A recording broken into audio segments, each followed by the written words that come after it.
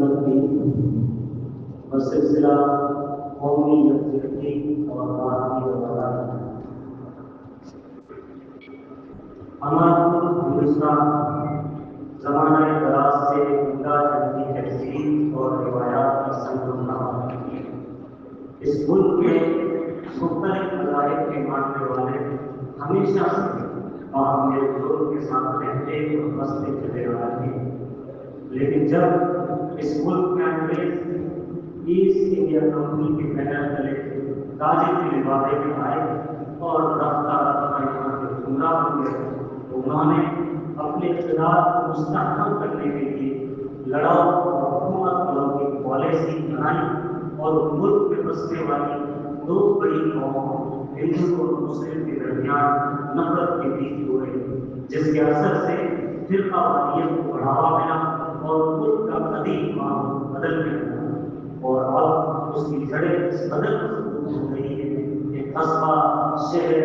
گاؤں، دیہات، ہر جگہ مذہبی نفرت کا ماحول بنتا جا رہا ہے۔ جمعیت علماء راجستھان جلال پور کا یہ تربیتی اجلاس اپنے ارکان اور ممبران سے اپیل کرتا ہے کہ اپنے شہر اور دیہات ہر جگہ مذہبی رواداری کا ماحول پیدا کریں، برادران وطن کو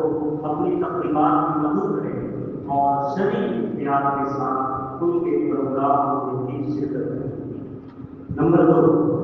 نوجوانوں کو اردو اور مقامی زبان میں تحریر و تقریر کی مشق کروائیں، جس میں قومی یکجہتی کی اہمیت کا پہلو نمایاں ہو۔ نمبر 3،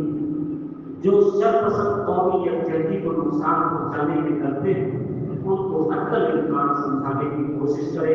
اور اگر معاملہ قابو میں نہ آ سکے تو مقامی انتظامیہ میں شکایت کرے، لیکن کسی بھی حال میں قانون کی رعایت نہ کرے۔ نمبر 4،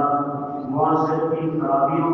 شراب، منشیات کا استعمال، بے پردگی اور جنسی آوارگی وغیرہ کی روک تھام کے لیے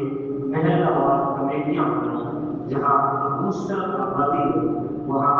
دردمند اور حساس بلندانے وطن کو بھی ان کمیٹیوں میں شامل کریں۔ اللہ کی سب